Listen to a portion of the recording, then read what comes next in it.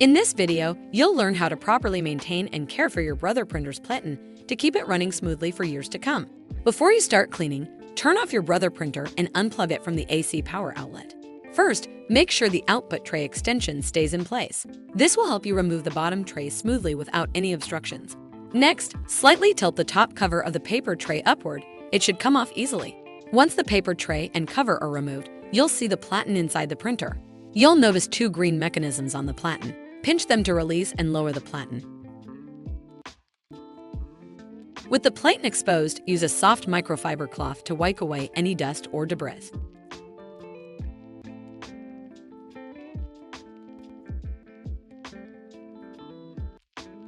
After cleaning, snap the Platen back into place and reassemble the paper tray and cover.